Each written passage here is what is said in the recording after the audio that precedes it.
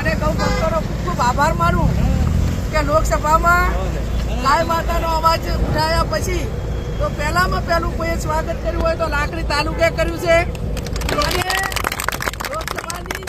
ચૂંટણીમાં પણ સૌથી તાલુકાની દ્રષ્ટિએ વધારે લીડ એ પણ લાકડી તાલુકે આપી છે એટલે લાકડી તાલુકાનો બંને વખતનો આભાર વ્યક્ત કરું છું. બજરંગબલી હનુમાન દાદા ભગવાન કૃષ્ણ કનૈયાને પ્રાર્થના કરું છું કે તમારા બધાની એક સનાતન ધર્મની બધાની જ માગણી હતી કે બેન ગૌ માતાને રાષ્ટ્રીય માતાનો દરજ્જો મળે અને આપણે એને આસ્થાથી માનીએ છીએ ત્યારે એની એના ઉપરનો પ્રતિબંધ આવે. આ કાયદો લોકસભામાં આવે એવું કાંઈ થાય એવું લોકસભામાં અવાજ ઉઠે ચૂંટણી પહેલા ગૌ માતામાં એના આશીર્વાદમાં કેટલી તાકાત છે હું તમને કહું કે જ્યારે શંકરાચાર્યજી થરાદ આવ્યા શ્રવણભાઈ એ ટાઈમે ચૂંટણી લડવાનું કંઈ નક્કી નહોતું અને એ ટાઈમે શંકરાચાર્યજીએ વાત કરી હતી કે ગૌ માતાને રાષ્ટ્રીય માતાનો દરજ્જો મળે. જે અવાજ ઉઠાવશે એનું ગૌ માતાનું કલ્યાણ કરશે અને એને આશીર્વાદ આપશે. સૌથી પહેલા મેં ચારમા મુકામે કીધેલું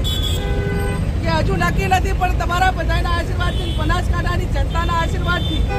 લોકસભાની ચૂંટણી લડવાનો મોકો મળશે અને પ્રજાના આશીર્વાદ મળશે,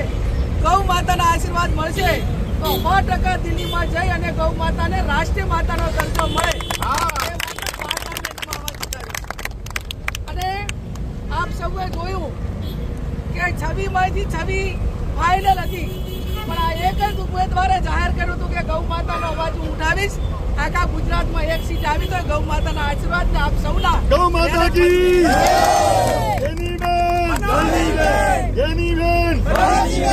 આપ સૌએ ખૂબ મહેનત કરી છે.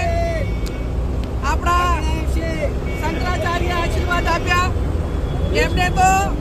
તાલકટોરા સ્ટેડિયમમાં દિલ્હી બોલાવી શ્રવણભાઈ કિશોરભાઈએ એમને આખા ભારતના સાધુ સંતો વચ્ચે બોલવાનો મોકો આપ્યો અને ભવ્ય રીતે સન્માન કર્યું કે મારું સન્માન નથી તમારા બધાનું સન્માન છે અને તમારા બધાનું એક માથું આપણા સૌનું એક આપણું ગર્વ સાથેનું ઉચકીને ચાલો એવું ગૌરવ કે આપણને સૌને મળ્યું છે. ત્યારે ફરી પણ હું આપ સૌને ખાતરી આપું છું કે જ્યાં જ્યાં ન્યાયલક્ષી મુદ્દાઓ હોય એ અવાજ ઉઠાવીશ ને નસીબ કેટલા કે લોકસભામાં ભાગ્યે જ બોલવા મળતું હોય છે. અહીંયા એવું ના હોય કે આપણે માગીએ એટલે બોલવા મળે પણ આશીર્વાદ હોય, રકમ નિર્ધાર હોય અને હૃદયથી બોલવાનું હોય તો એમાં વહીવટી રીતે પણ આપણને મદદ મળી રહેતી હોય છે. આંગણવાડીવાળાની વાત હોય, ચાંદીપુરા વાયરસની વાત હોય કે ગૌ માતાની વાત હોય, આ પૂરી તાકાતથી લોકસભાના સત્ર દરમિયાન આપણે વાત કરી છે અને આવનાર સમયમાં જ્યાં તો શરૂઆત છે જ્યાં જ્યાં જે રીતે ગૌ માતા માટે કે એના મુદ્દાઓ માટે લડવાનું થાય તો એમાં ક્યાંય પીછે હટ નહીં તો એની પણ આપ સૌને હું ખાતરી આપું.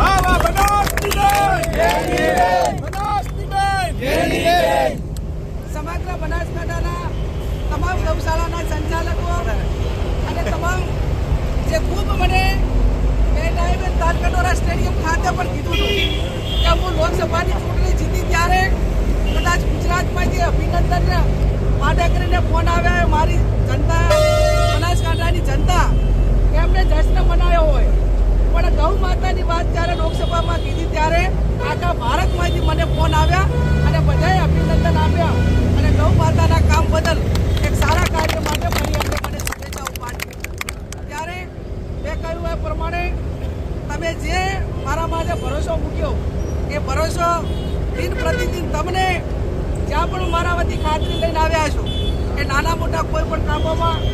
જે કાંઈ મારાથી થતું છે એમાં ક્યાંય પીછેહટ નહીં કરીએ. આવનાર સમયમાં ગૌશાળાના સંચાલકો આ બધા જ એક બુલંદ અવાજ ઉઠાવે અને એવું ચોખ્ખું કે ભાઈ કોંગ્રેસના સંસદ સભ્ય બોલી કહેતા હોય તો તમારા સંસદ સભ્ય કેમ ના બોલી શકે, તમારો ધારાસભ્ય વિધાનસભામાં કેમ ના બોલી શકે અને ધારાસભ્યને લોકસભાનો સંસદ બોલે એટલે 2.5 લાખ લોકો કે 20 લાખ લોકો બોલ્યા ગણાય અને એ પ્રમાણે આવનાર સમયની અંદર કોંગ્રેસ હોય, ભાજપ હોય, તમામ પક્ષના પ્રતિનિધિઓ ઉપર એ પ્રમાણેની માંગ કોઈ સમાજવાદ ઉપર નહીં, કોઈ કોમવાદ ઉપર નહીં,